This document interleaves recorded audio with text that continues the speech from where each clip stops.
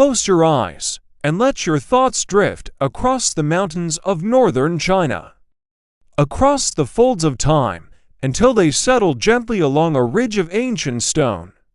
Stretching for thousands of miles, the Great Wall meanders like a sleeping dragon across hills, deserts, and plains. But this is not a story of emperors or battles, not tonight. Tonight, we walk the wall not as visitors, but through the worn boots of its forgotten guardians, the nameless men who kept watch in silence. Who stood in the wind, eyes on the horizon? Who lived in shadows so that others might sleep in peace? You are not standing at a tourist site, neatly restored and photographed. You are deep in the past, the cold stone beneath your feet chipped and weathered, the scent of smoke clinging to your clothes, the weight of duty pressing steadily upon your shoulders. This is a journey into quiet hardship, into discipline, isolation, and the slow erosion of time. Let us begin with a single day in the life of a wall guard. The sky is still a dusky gray when you stir from your blanket. The wind has crept through the cracks in the tower again, tugging at your sleeves, chilling your hands. You slept beside the fire. As always, the embers now cold. There is no mattress, no pillow. Only earth and straw, and the firm weight of your coat, stiff with wear. You sit up slowly, bones aching from the hard ground. Around you, the others begin to rise, quietly, without words. This is not a place of chatter. Here, silence is a second language. You are stationed at one of the more remote watchtowers along the Great Wall, somewhere near the Gobi edge, far from the court's attention. Your nearest village lies a day's march to the south. Supplies arrive rarely, letters even less. You step outside, boots crunching on frost-hardened stone. The wind slices across your face, sharp, thin, relentless.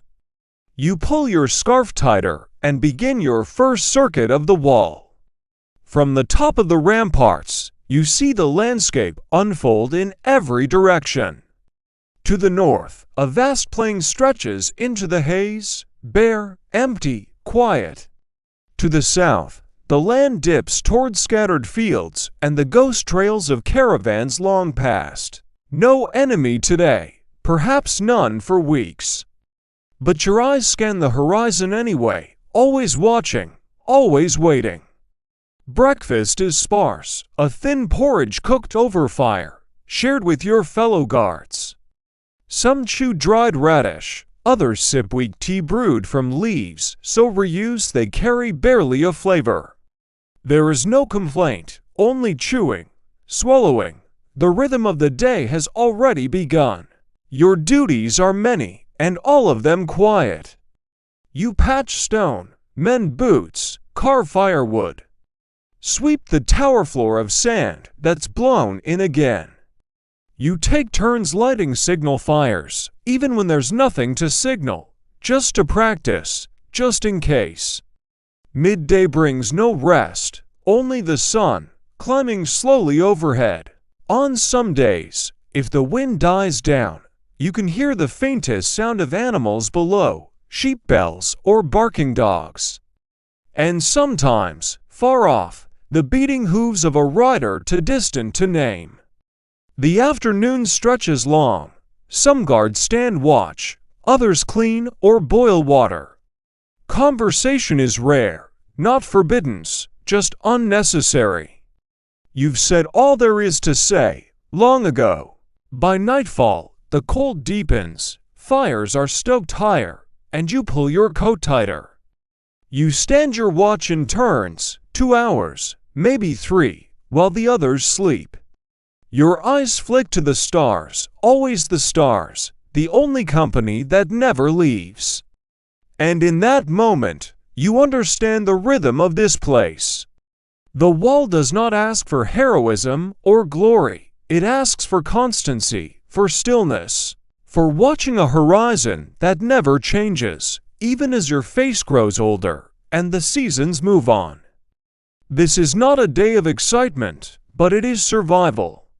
It is service, and it is enough. To understand the wall, you must understand the one who commanded its guardians to stay. Now, imagine the Forbidden City, vast, symmetrical, serene.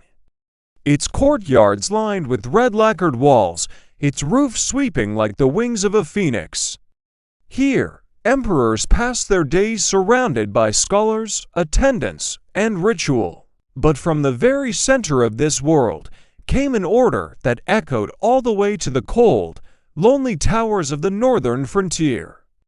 For centuries, Chinese emperors had feared the tribes beyond the wall, horsemen who moved like wind, who struck swiftly and disappeared across the steppe. And so, the Great Wall was extended, rebuilt, and reinforced again and again. A ribbon of vigilance laid across the skin of an empire. Among the most influential voices behind this expansion was the Hongzhi Emperor, a ruler of the Ming dynasty in the late 1400s. He is remembered as diligent, frugal, and cautious, a man who favored stability over conquest. Where others sought glory, he sought preservation. Under his reign, the wall was not merely a relic of the past, but a living defense. He ordered improvements to crumbling sections, more patrol stations, and stricter records. To him, the wall was not symbolic, it was practical. It marked the edge of control, beyond it lay uncertainty. But the emperor never saw the wall himself. His hands did not blister from lifting stone. His ears did not freeze in the wind. Instead, he ruled by paper and ink, dispatching edicts, receiving reports. Guards were rotated, supplies were ordered. Disciplinary codes were updated with chilling efficiency. Punishments for sleeping on duty were swift. Even minor negligence, a missed signal, a late patrol, could mean death or exile. And yet, few complained, because to serve on the wall was also a way forward. For the sons of farmers and tradesmen, enlistment could be a path to status, even land. A soldier who served faithfully for years might one day return home with a plot of earth and silver in his pouch, enough to feed a family, to change a fate. Some then volunteered, others were sent, but all of them bowed, knelt, and accepted the weight of the emperor's will. And so, every day, hundreds of miles from the Forbidden City, in towers made of stone and sweat, a quiet army kept its vigil. They did not know what news their emperor read, or which officials whispered behind silk screens. But they knew this: as long as the wall stood, and as long as they stood upon it, the empire endured. And in that quiet conviction, they found a kind of peace. Transition gently with the wind picking up, a breath over mountaintops. A shift toward the ancient stones beneath the surface. We then now glimpse the reasons, the orders and ideals that tethered men to the wall. But time passes, and stone remembers more than paper. Let us now travel below, where the earth holds quiet stories hidden beneath moss and dust. The wall rises boldly against the sky, but beneath its foundation lie quieter truths. Today, archaeologists walk the same narrow paths once trodden by nameless sentries. They kneel beside tumbled stones and sift through wind-blown earth, seeking not battles, but breadcrumbs of ordinary lives. And what they find is not the story of emperors or great campaigns, but of simplicity, of struggle, of persistence. In some towers, preserved by dry mountain air, they've uncovered worn shoes, solace mended with hemp and straw, patched again and again. Nearby, small bundles of twine, scraps of fabric, ceramic bowls still bearing the faint burn of long-dead fires, charcoal remnants from crude hearths, where a group of guards may have once boiled millet on a cold morning. cracked inkstones and bamboo brushes, suggesting some men wrote poems, recorded thoughts, or simply copied orders, ink flowing like memory, slowly fading with time.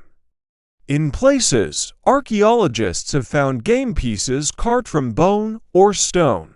Perhaps guards passed long hours with simple games, distractions from monotony, a way to mark time in a world where each day felt much like the one before. And sometimes, there are stranger discoveries, bits of foreign coin, tiny trinkets from distant provinces, a hairpin hidden beneath floorboards. Were they stolen, carried from home, left behind by a lover never seen again? No one can say, but the silence of the artifacts invites you to imagine, to fill in the spaces where records fall quiet. Then there are the watchtowers themselves, scattered along the ridges like the vertebrae of a sleeping dragon. Their walls, once whitewashed and gleaming, are now worn smooth by wind and time. Some are half-collapsed, stones reclaimed by moss and root. Others remain intact, their narrow windows still staring out over the plains with quiet vigilance, and carved into the walls. Names, initials, marks of presence, some etched with pride. Others hidden, like secrets never meant to be found. These are not monuments. They are messages, left not for history, but for the moment.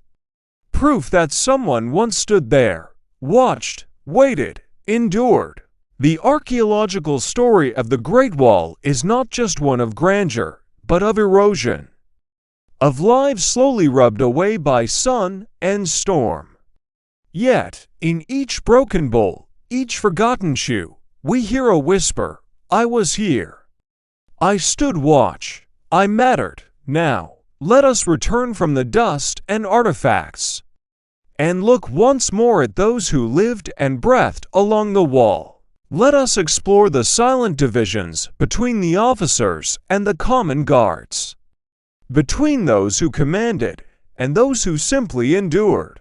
From a distance, a watchtower may seem like a single body, a handful of men sharing duties, space, and hardship. But step closer, and you'll see the lines drawn faintly in ash and attitude. Lines between those who commanded and those who obeyed. At the top of this quiet chain stood the garrison officers, men with rank, seal, and scroll. They wore better robes, ate warmer meals, and often kept private quarters, small but cleaner, with thicker bedding and even, on rare occasion, a tiny brazier for heat. Their duties were administrative. They inspected rations, recorded patrols, enforced discipline. Some were veterans promoted from the ranks, others appointed from elsewhere, the sons of scholars or mid-level nobles seeking imperial favor. Their presence often brought a quiet tension to the tower. Imagine a young guard, cold and hungry, delivering a daily report to a man sitting by firelight, his hands warmed by tea, his boots unworn. There is no confrontation, no raised voices.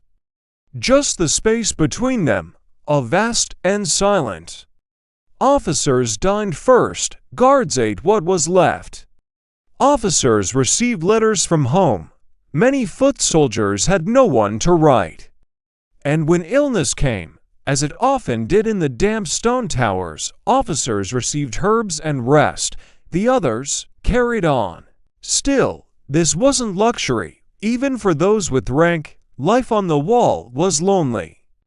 Promotions were slow, praise was rare, and though the fire might burn warmer in an officer's room, it could not chase away the ache of distance or the sting of isolation.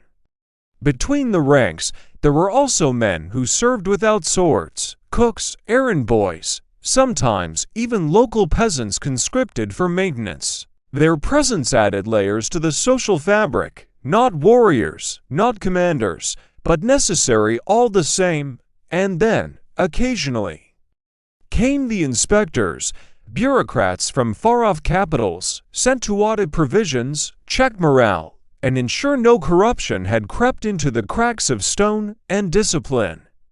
Their arrival was always sudden, their departure silent. When they came, guards stood straighter, officers bowed lower.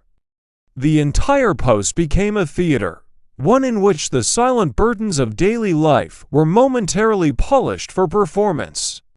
But when they left, the dust settled again, and the rhythm resumed: stillness, wind, watch, sleep, and so it went, month after month, year after year. The men lived together, side by side, yet often in worlds apart. Yet even in this, there was unity when the wind howled down from the steppes, when snow piled high at the tower gate, when shadows flickered on the far ridge.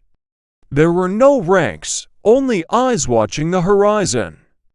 And now, as we step away from the wall, from its officers and its guards, its silence and its wind, let us return to the present, to reflect gently on those who stood their post in quiet sacrifice so long ago.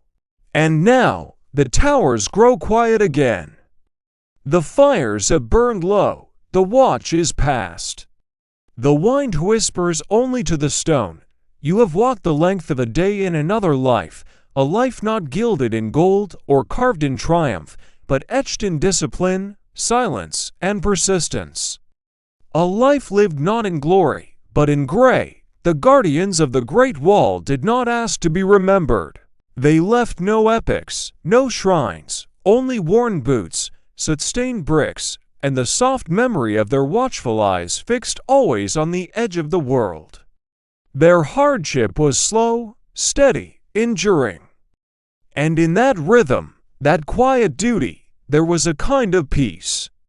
Tonight, as you lie still, beneath your own ceiling, with the comforts of your time, you carry with you the hush of their world, the creak of a wooden door in the wind, the dry scrape of stone beneath calloused hands, the unchanging stars above, casting the same glow across centuries. Let these echoes settle gently into your thoughts. Let them wrap around you like a woolen cloak, warmed not by fire, but by understanding. Time moves on, walls crumble, names fade.